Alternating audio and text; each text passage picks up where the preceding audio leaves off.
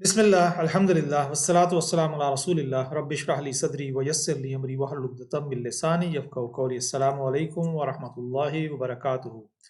Today we'll be talking about subqueries. Now, in subqueries, remember one thing that a query within a query within another query is called a subquery. And always inner query will be executed first and then the outer query will be executed or evaluated.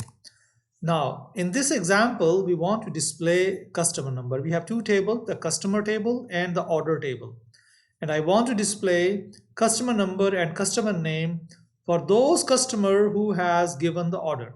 Now remember, in the customer table, I don't have any information for the order numbers. So the order number is available in my order table. So in the order table, we have a customer number. So what we can do is we can pick the customer number from the order table and then we can figure out the name of the customer to display. So we will be using two tables.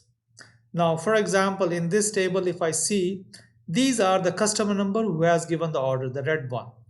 The other one, they never gave the order. So if I write a query for these customer number, then I will be able to display the names. So let's see here. So I said, okay, select customer number, customer name from the customer table where customer number in this list. You see the list? So 126 and 224 and 386 and all those stuff. But if I have to read from here and write a list, imagine if I have 1,000 or 10,000 or 100,000 records, what I'm going to do? Am I going to write a list of all those customers? Answer is no. So what is the shortcut? The shortcut is write a query to get these customer number, and that's it, and use it. Instead of writing these numbers, use the query who can give you the customer number. So what is the query then? I can say select customer number from order table, and then I will write just here select customer number from order table. So let's see what we're gonna do. So first of all, I will say select customer number from orders. This distinct will just make it a unique. For example, we have 126 two time here, okay? It will just pick one time only. So that is the purpose of distinct. So select customer number from order, I'll get the list. The next command is select, this is the outer query, this is my inner query. First, I will get the customer number, then customer number, customer name from the customer. So this will give me the customer number and name from the customer number. Now, put this condition for only those customers who are available in the order table. So let's join these two queries. So this is the third step. Join the statement. Select customer number, customer name from customer. It's exactly same. Where customer number in this list. This is my customer number from the order table. Okay, so let's try this example now on the database. So this is my I can create a new query, design, close, SQL view. So I will say select customer number from orders. Let's run it. If you see, I got the list of customer numbers from the order table. I got some duplicates here. You see that? Duplicate here, then I have 586 and 586 here. So let's go and fix it.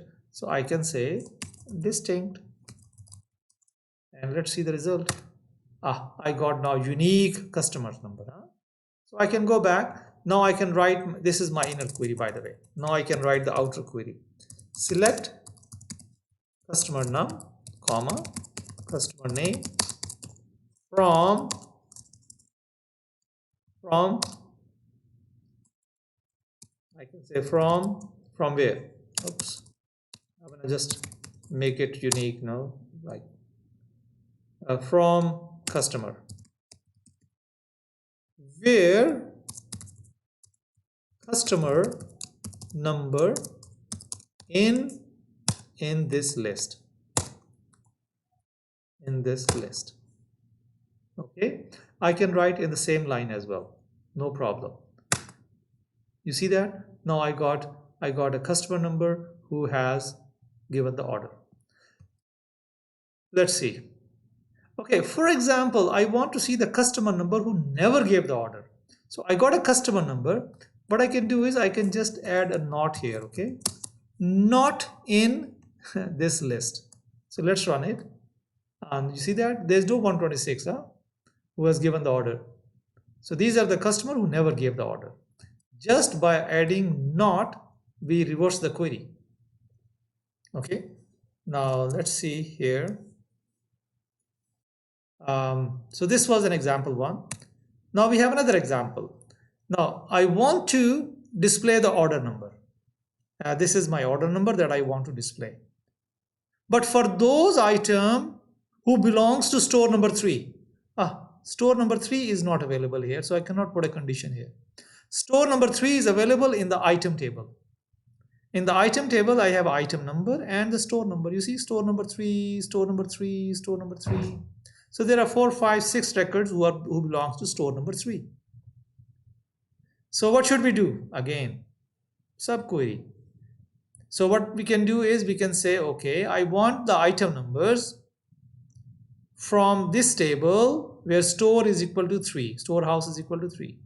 And from this table, I say, okay, display me the order number from the order line, from this table, order line. Now join these queries. This is my outer query, so this will come first. Select order number from order line where I know that this is item number. Item number in this list. So item number from item where storehouse is equal to 3. And then it will display me only those items who belongs to order line, order item, order number who belongs to, who has the store number 3 items. Okay, so let's go and see what we're gonna do. Let's see the inner query first. Select item number from item table where storehouse is equal to 3, because 3 is text, so I need text.